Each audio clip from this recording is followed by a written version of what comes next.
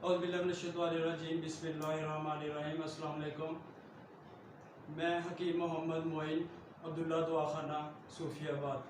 आप देख रहे हैं अब्दुल्ला दुआखाना सूफियाबाद यूट्यूब चैनल। मैं अपना थोड़ा सा पहले तारुफ करवा देता हूँ आपको, क्योंकि बाद लोगों को तो पता है लेकिन फिर भी तारुफ कराना बहुत लाजमी है। मैं हकीम मोहम्मद अब्दुल्ला कादरी अलमारूफ वाल्टर रोड वर्कशॉप स्टाफ वाले, उनका सबसे छोटा फर्जंद हकीम मोहम्मद मोइन हूँ। मेरे वाले साहब को तकरीबन 50 साल से ज़्यादा उन्होंने खिदमत कर रखी है और अब वो अल्लाह को प्यारे हो गए हैं।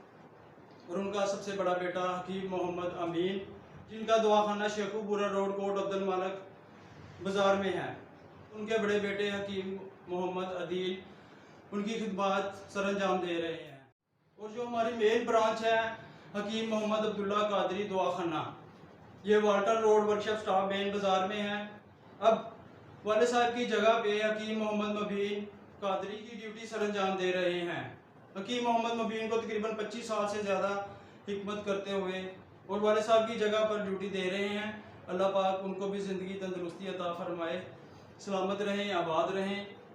तो अगर आपने मुझसे रब्ता करना हो तो अब्दुल्ला दवाखाना सूफियाबाद मेन बाज़ार नज़द नूरानी मस्जिद के करीब है। मेरा मोबाइल नंबर 0300940950। आप व्हाट्सएप पे मुझसे रब्ता कर सकते हैं। और आज मैं जिस नुस्खा के बारे में आपको बता रहा हूँ, ये बहुत ही अहम नुस्खा है और आजमूदा नुस्खा है। आज मैं आपको मस्तज़नी के बारे में बताऊँगा। ये वो गैर तबी फेल बद है जिससे इंसान बिला मजामत अपनी मनी का अखराज करता है। बाज़ औक़ात कोई ऐसे और भी नजायज़ तरीके होते हैं जिससे वो अपनी मनी का अखराज करता है। अगरचे ये बदफेल तकरीबन तमाम ममालिक में पाया जाता है। कम उम्र लड़कों में वालिदैन की गफलत और बुरी सोबत का नतीजा है। इस मर्ज में मुब्तला मरीज का नफ्स हशफस पारे पे मैल जम जाना, जवानों में शाज़ो नादर है बल्कि बचपन में ही इस बदफेल की आदत पड़ जाती है। फिर आखिर ये बुरी सोबत और शैतानी ख्यालात का नतीजा होता है। मरीज तन्हाई में या हालत ख्वाब में एक बार या चंद बार इस फेल को सर अंजाम देता है, जिसकी वजह से नफ्स कमज़ोर हो जाता है। पेशाब बार बार जलन के साथ आता है। ज़ुए तनासर नफ्स की जड़ बरीक हो जाती है, नफ्स छोटा रह जाता है और एक तरफ को लटक कर टेढ़ा हो जाता है।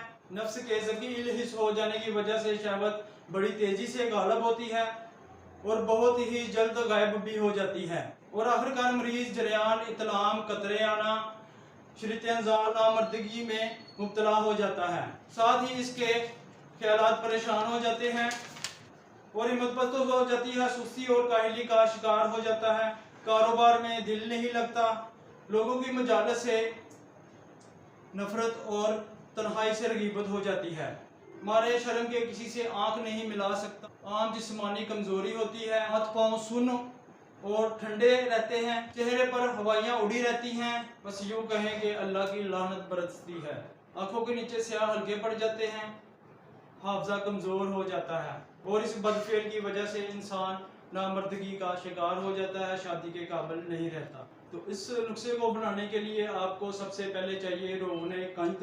ये देखिए, ये रोगने कंद है, ये तकरीबन आपने आधा किलो ले लेना है। और उसके अलावा आपको ये चाहिए खरातीन। ठीक है, ये खरातीन आपको चाहिए। ये 10 तोले खरातीन चाहिए। ये देखिए, ये 10 तोले आपने खरातीन ले लेना है। और 3 तोले आपको चाहिए जोग।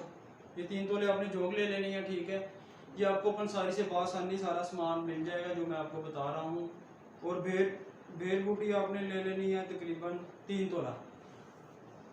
और भेड़ बूटी आपने ये 3 तोला ले लेनी है। ठीक है, तो ये 4 चीज़ें मैंने आपको बताई हैं, ये आप नोट कर लीजिएगा। इसके अलावा एक 5वीं चीज़ थी जो मैंने कुछ दिन पहले आपको दिखाई भी थी। एक कच्चा बैंगन लेकर आपने उसमें फल दराज के 56 पीस साया में खुश्क करने के लिए रख दिया था। अब वो भी इंशाल्लाह ताला तैयार हो गया, वो भी मैं आपको दिखाता हूँ। और उस बैंगन की आपने पसाई कर लेनी है, अच्छी तरह से बरीक सफूफ बना लेना है। और उसके बाद मैं आपको बताऊँगा कि उसका क्या करना है। तो चले नुस्खा शुरू करते हैं।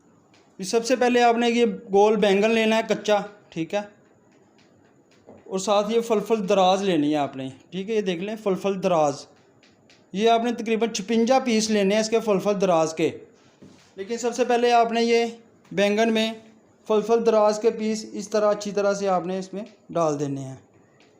ये आपने 56 दाने लेने हैं और इसको इनमें अच्छी तरह इस तरह परो देना है। आप ये देखिए इस तरह आपने इसको अच्छी तरह से परो देना है 56 दानों को, ठीक है।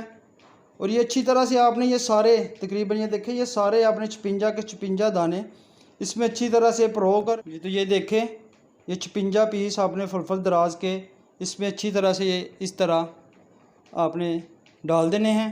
और डालने के बाद इसको अच्छी तरह ऐसे दबा दें ताकि सारा फल दराज इसमें अंदर चले जाए। और डालने के बाद आपने इसको 4 से 5 दिन या 6 दिन साया में रख के खुश्क कर लेना है, ठीक है। इसको साया में रख के खुश्क करें। अब मैं भी इसको साया में रख कर खुश्क करता हूँ, मिलते हैं कुछ दिन के बाद। तो सबसे पहले आपने ये रोगने कंज किसी खुले बर्तन में डाल लेना है और उसमें ये आपने जो बैंगन खुश्क किया हुआ था उसमें फल दराज के 56 पीसीस खुश्क करने के लिए जो रख दिए थे, आप उसकी पिसाई करने के बाद आप उसको इसमें डाल के ये देखिए अच्छी तरह में इसको इसमें डालकर तकरीबन आधा घंटा आपने इसको इसी तरह रहने देना है। उसके बाद आपने ये रोगने कंज किसी अच्छे से बर्तन में ले लेना है। ये बर्तन मेरा ऐसा ही है क्योंकि इसमें मैं अक्सर यही तेल वगैरह बनाता रहता हूँ, तिला वगैरह। और अपने कोई अच्छा बर्तन मोटी तय वाला ले लेना है और उसको रोगने कंज को थोड़ा सा गर्म करने के बाद आपने 10 तोला ये खरातीन डाल देने हैं, ठीक है जी। 10 तोला खरातीन डालने के बाद आपने ये जो जोग होती है जो मैंने बताया था आपको जोग, ये आपने 3 तोला जोग डाल देनी है। ये देखिए जी 3 तोला जोग डाल देनी है।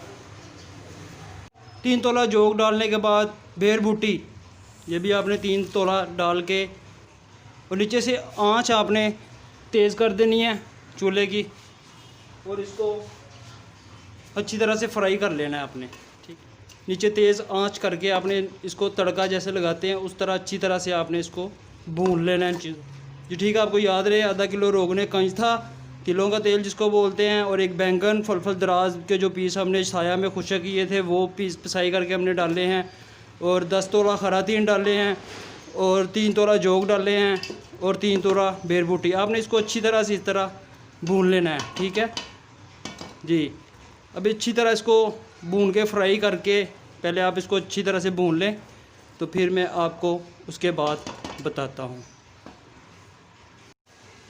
जी। तो ये जब थोड़ा सा हल्का सा फ्राई हो जाए तो आपने इसमें 1 तोला लहसुन इस्तेमाल करना है, ठीक है। आप कोई भी लहसुन ले लें लेकिन 1 तोला आपने लहसुन इसमें डालकर वो भी साथ ही भून लेना है। 1 तोला लहसुन लेना आपने, ये देखें ये 1 तोला लहसुन आपने ये भी इसमें ऐसे डाल के भून देना है और इसको अच्छी तरह सालन की तरह फ्राई कर लेना है। आप देखिए इसमें से धुआं निकल रहा है, तो जैसे ये धुआं थोड़ा सा रंग बदल देगा तो आप इसकी अच्छी तरह से पकाई कर दें जैसे ये कड़क हो जाएगा। और पकाई हल्की सी आंच पे इसको करते रहें और जैसे ही ये कड़क हो जाएगा और इसका धुआं ऑलरेडी चेंज हो जाएगा, रंग बदल देगा, फिर आपको इसको आपने नीचे उतार के इसकी अच्छी तरह से पिसाई कर दी जी। मुकम्मल पकाई के बाद ये आपके सामने इस तरह का हो जाएगा, ये देखें, ठीक है। आप चाहे तो इसी बर्तन में किसी भी आला दस्ते से या किसी से इसकी पिसाई कर दें। पिसाई शुरू करते हैं, आप उसी बर्तन में भी कर सकते हैं लेकिन मैं इसमें पिसाई करना बेहतर समझूंगा तो मैं इसमें पिसाई करूंगा। आप चाहे तो बर्तन में भी पिसाई कर सकते हैं। तो ये पीछे थोड़ा बहुत शोर आपको सुनाई दे रहा होगा जो वीडियो में आपको तंग कर रहा होगा, डिस्टर्ब कर रहा होगा, तो इसकी मैं माजरत चाहता हूँ क्योंकि मैं इस टाइम अपने दुआ खाने पे मौजूद हूँ। चलें इसकी पिसाई शुरू करते हैं, ठीक है। आपने ऐसे अच्छी तरह से इसको भून लेना है। आप मैंने कहा आप उसी बर्तन में भी कर सकते हैं, देखिए कितने आराम से हो रहा है, ठीक है। तो आपने इसकी अच्छी तरह से इसको पिसाई कर लेना, बारीक पीस लें आप अच्छी तरह से ऐसे, ठीक है। इसकी मुकम्मल पिसाई कर लें आप। पिसाई करने के बाद आपने इसको डब्बी में किसी बोतल में खुले मुँह वाली बोतल में अच्छी तरह से आपने इसको ना निकाल लेना है। ये देखें आपने इसको अच्छी तरह से इस तरह निकाल लेना है मुकम्मल तौर पे। ये नुस्खा आपने देख लिया जिस तरह से बनकर तैयार हो गया है। ये मैं आपको दिखा देता हूँ। पिसाई के बाद ये इस तरह का हो जाएगा, ये गड़ा कौन सा बन जाएगा, ठीक है। ये देखें ऐसे गाढ़ा सा कौम बन जाएगा ये। आपने ये रोज़ाना रात को इसकी मालिश किया करनी है, ठीक है जी। अच्छे तरीके से नफ्स से मालिश कर, आगे सुपारी वाला हिस्सा छोड़ देना आपने, और नफ्स के ऊपर आपने अच्छी तरह से मालिश करनी है। और ये तकरीबन आपने रोज़ 40 दिन तक इसकी मालिश करनी है। इंशाअल्लाह ताला मालिश करने के बाद आपके जो भी मसाइल है, नफ्स का टेढ़पन, नफ्स छोटा रह जाना या सुकड़ जाना, या आपको नामर्दी का मसला हो, तो आप ये तीला इस्तेमाल करें। इंशाअल्लाह ताला आपको मुकम्मल इसके फ़ायदे मिलेंगे। तो आपसे इल्तमास है कि आप मेरे वालिद मोहतरम के लिए दुआ मग़फ़िरत करें और मेरे बड़े भाई अमीन के लिए भी दुआ मग़फ़िरत करें। अल्लाह ताला आपको शफ़ा अता फ़रमाए, सलामत रहे, आबाद रहें। मज़ीद अच्छी वीडियो दिलचस्प नुस्ख़ा जात के लिए अब्दुल्ला दवाखाना सूफियाबाद को लाइक करें, चैनल को सब्सक्राइब करें और बेल आइकन पर ज़रूर क्लिक